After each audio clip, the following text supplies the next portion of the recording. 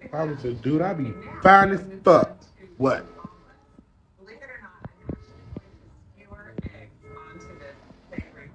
Mm. They look like my eldest. When he was. Me. Hey.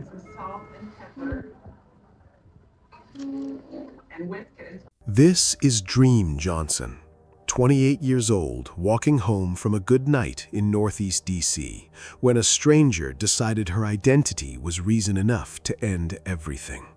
5 witnesses saw it, cameras caught every second, and that man is sitting in a cell right now.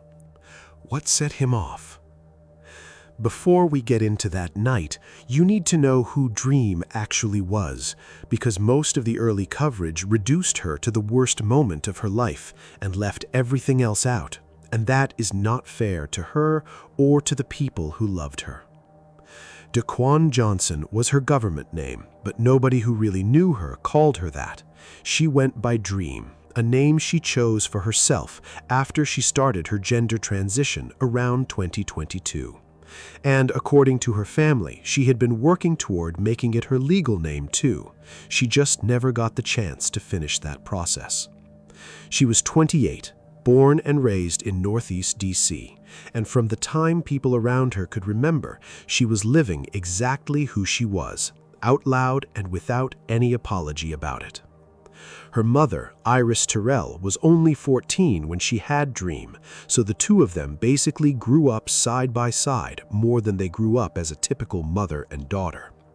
When Dream started her transition, Iris did not flinch. She told her daughter, "Can't no one change you from being you, and don't let no one change you." That kind of support is not something every person in Dream's position had, and it clearly shaped the woman she grew into. It was heartbreaking to hear hear some of the slurs that were thrown out there because of her identity. Like, she always wanted to make sure that, hey, I'm that girl, okay, I'm Dream. But for somebody to just steal her peace in her life like that, all for nothing, it's really heartbreaking. Everyone who knew Dream described her the same way across every interview that came out after she was gone. She was big in personality, confident in how she carried herself, and the type of person who took up space in a room in the best possible way. Her family described her as someone who would show up to a coordinated family event wearing something totally her own, bold, different, Diana Ross energy all the way, and she would not apologize for it once.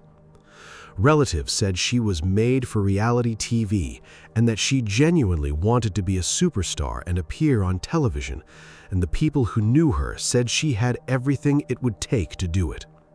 Her Aunt Vanna put it simply.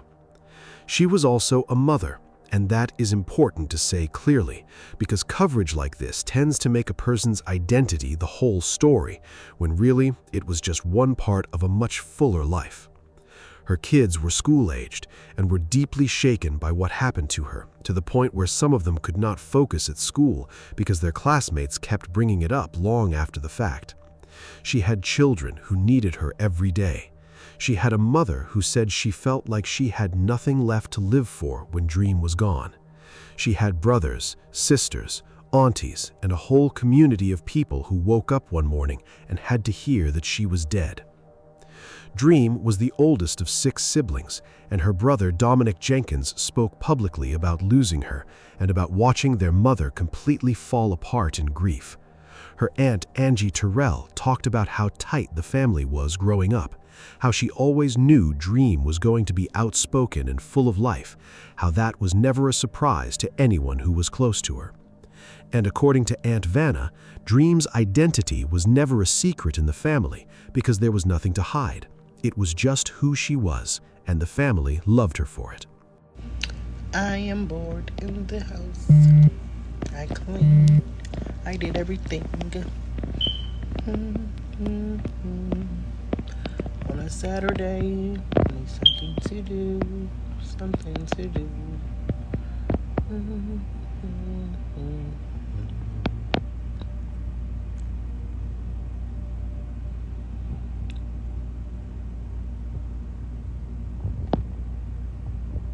Her route took her along the 2000 block of Benning Road NE in the Carver-Langston neighborhood near the Benning Market Store. It was around 12:30 in the morning. The area was still active from the holiday, and on the sidewalk, a group of men had been out there calling out to women as they walked past. One of the men in that group was a 38-year-old DC man named Edgar Eugene Arrington, and he was a total stranger to Dream, with no connection between them at all. As Dream walked near the group, a witness who had stopped to go into the Benning Market Store watched the whole thing unfold. At some point, someone near the group let the men know that Dream was transgender, apparently trying to get them to stop catcalling her. According to the charging documents, that information did not stop Arrington. It made things worse. He started going at her with slurs right away, saying things like, "That's a boy," and "You a boy," the kind of language meant to embarrass and break someone down in public. The main witness and at least 4 other people nearby heard every word, and one recalled someone in the group saying, "No disrespect, but you are a male." Prosecutors later confirmed 5 witnesses in total gave statements to investigators. We have to figure out who did it and bring them to justice. We have to. We have to. So we can move on and just live and just be peaceful, and then also bring awareness to other incidents that's happening like this. This is the part that tells you who Dream was as a person. She did not put her head down and keep walking. She turned around and faced them. According to witness accounts in the charging documents, she told the group, "Who are you talking to? I don't know you." And when they kept pressing, she came back with, "I'm a female. Don't play with me. I'll put you down." Witnesses said she was not scared, and she was not going to let strangers on a corner strip her of her dignity. In a fair world, that would have been the end of it. But Arrington responded with a direct threat. "Well, if you say and you not, I'ma shoot you." There was a brief pause, and then he reached into his clothing, pulled out a gun, and shot the unarmed Dream Johnson multiple times. The autopsy confirmed 4 gunshot wounds, 3 to the chest and 1 to the right shoulder. Witnesses said it was overkill, that he kept shooting until the gun was empty. DC Fire and EMS rushed Dream to a local hospital, but every effort to save her failed. 2 people walking in the area at the time initially thought Dream had collapsed for some other reason. When they saw blood, they called 911 and flagged down a nearby 6th District officer.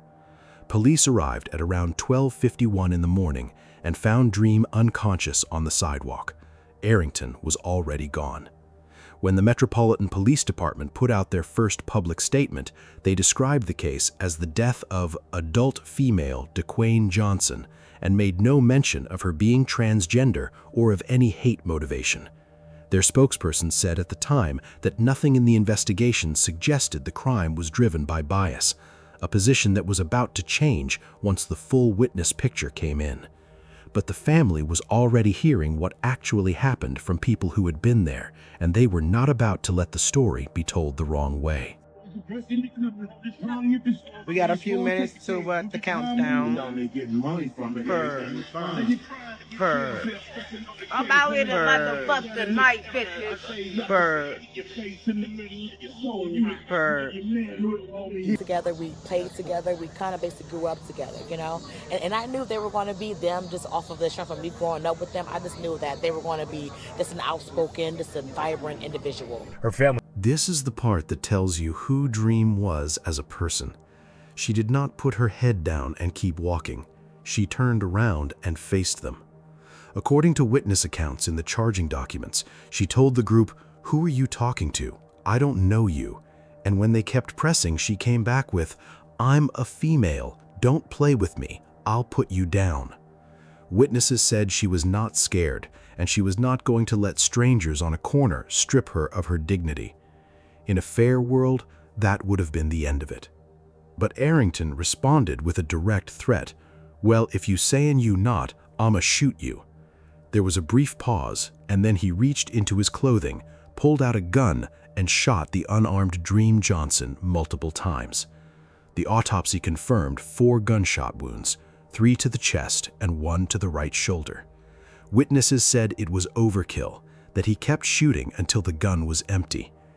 DC Fire and EMS rushed Dream to a local hospital, but every effort to save her failed. Two people walking in the area at the time initially thought Dream had collapsed for some other reason. When they saw blood, they called 911 and flagged down a nearby 6th District officer. Police arrived at around 12:51 in the morning and found Dream unconscious on the sidewalk. Arrington was already gone. When the Metropolitan Police Department put out their first public statement, they described the case as the death of adult female DeQuayne Johnson and made no mention of her being transgender or of any hate motivation. Their spokesperson said at the time that nothing in the investigation suggested the crime was driven by bias, a position that was about to change once the full witness picture came in. But the family was already hearing what actually happened from people who had been there, and they were not about to let the story be told the wrong way. Accused of killing a transgendered woman in D.C. has been charged with a hate crime. Our Kelly Vaughn spoke with the victim's family, who said that the charges are exactly what their loved one would have wanted. The family says this is very important to them, that the suspect is not only charged with murder, but with that added hate crime enhancement. They say this sends a message that those perpetuating hate and violence in D.C. will be held accountable. 28-year-old DeQuayne Johnson was better known as Dream to those that loved her. Dream's aunt, Vanna Terrell, says Dream was bold, hardworking, and an advocate for the LGBTQ community. This wasn't a secret, you know? And that's what we loved about her. Like, she always wanted to make sure that, hey, I'm that girl. Okay? I'm Dream. Police say Dream was shot and killed in the early hours of July 5th on the 2000 block of Benning Road in Northeast D.C. Court documents say the suspect, 38-year-old Edgar Arrington, was a stranger to Dream, but was harassing her for being transgender. We broke down a couple times in the courtroom. It was heartbreaking to hear. Hear some of the slurs that were thrown out there because of her identity. After following and harassing Dream, Arrington allegedly pulled out a gun, shot, and killed her. How could you do that to a person? Like, you have that much hate in your heart? Terrell says they were pushing for the hate crime charges because they say no one should lose their life simply because of who they are. I'm pretty sure she dealt with it every day of her life. But for somebody to just steal her peace in her life like that, all for... Aunt Vanna had already gotten details from two teenage high school students who knew Dream's brothers and had been on that block that night. They heard the slurs, heard the threat, and watched the shooting. That information reached a friend, and the friend brought it to Vanna. Longtime D.C. transgender advocate Earlene Budd was also contacted early on by investigators, and police quietly confirmed Dream's identity to her. Budd immediately started pushing publicly for the case to be classified as a hate crime, and the family backed her up every step of the way. Surveillance video from the area had captured the entire thing, from the confrontation to the shooting. MPD put out a $25,000 reward for information leading to an arrest. Tips started coming in from the public, and the FBI brought in technological assistance to help track Arrington down, because by that point, he was long gone from D.C. Edgar Arrington spent about 2 months on the run after shooting Dream and leaving her on that sidewalk. He made his way down to North Carolina, to Rowan County, where he had family he thought could keep him hidden. He ended up at a relative's home at 410 Spence Drive in Salisbury, while investigators back in D.C. were closing in on exactly where he was. Bitches, kneel the ball down. Kneel the ball the fuck down. Game the fuck over. Over. On the morning of September 11, 2025, U.S. Marshals showed up to that address with support from the Rowan County Sheriff's Office Special Response Team. Arrington was taken into custody at the house without any resistance and handed over to the marshals on the spot. The arrest came together through the Benning Road surveillance footage, public tips, and FBI technological assistance that zeroed in on his location. MPD announced the arrest on September 17th, and Arrington was brought back to D.C. right away. He was arrested 2 months later in North Carolina. The very next day, U.S. Attorney Janine Ferris-Plyro announced the charges: first-degree murder while armed and premeditated, with a hate crime penalty added because Dream was targeted for being transgender.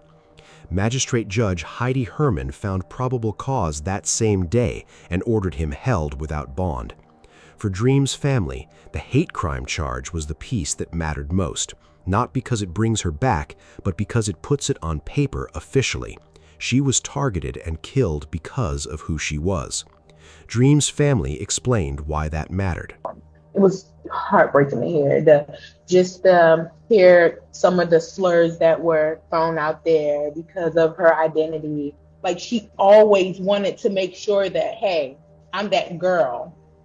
Okay, I'm Dream. But for somebody to just steal her peace in her life like that, all for nothing, it's really heartbreaking.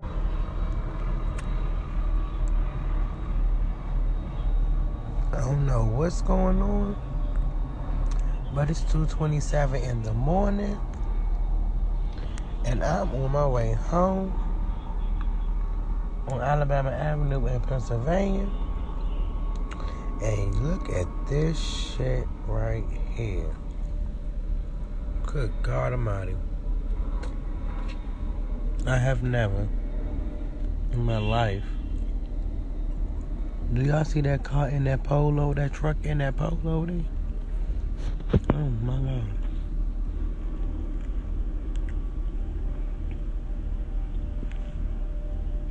Lord, look at that. Now, let's talk about what the court found out when they looked into who Edgar Arrington actually is. At the February 13, 2026 detention hearing before Judge Danya Dason, his defense attorney asked the court to let him go home on confinement, pointing to his supportive family, his role for his partner's children, and the fact that he attended church. Family appeared on a video call and called him a loving and genuine person. Prosecutors came in with facts that told a different story entirely.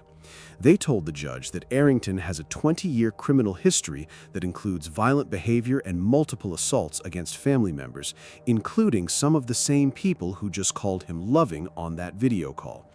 They called him a loose cannon and an absolute danger, and pointed out that all of that family support had clearly never stopped him from being violent before.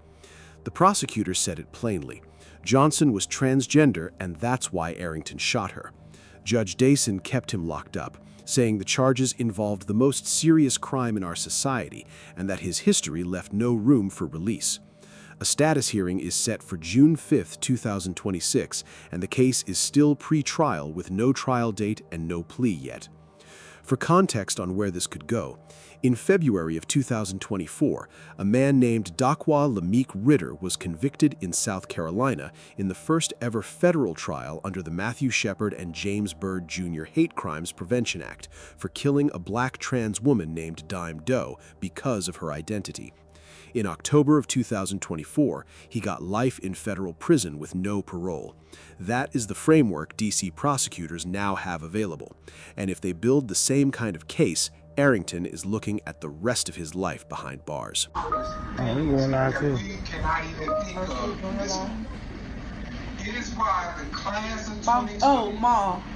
So says that list. I got you. Hey, am I on? Program is being launched to provide big sis graduating. How you turn it? Will be available to Turn the them camera. as they begin the next chapter. My baby. Dream's mother, Iris Terrell, said it plainly. She told reporters, "He killed her because of what she was and who she was. My baby was a vibrant person. She just wanted to be accepted. I can't get my baby back, but I can get my baby justice." Dream was just walking home. A man she had never met decided her identity gave him the right to threaten her and then follow through on it. Cameras had the whole thing. 5 people gave statements, and the evidence is solid. Dream's family made sure this case did not get buried, and because of them, it is now moving toward trial. If you want to support Dream's family, the GoFundMe link is in the description. The next court date is June 5, 2026. Do you think Edgar Arrington crashed out because he genuinely had that much hatred in his heart? Or do you think something else was going on with a man who was out there catcalling women that night and then snapped the moment he found out one of them was trans? Let me know in the comments, and click on one of the cards on your screen to see more videos like this one. See you in the next one.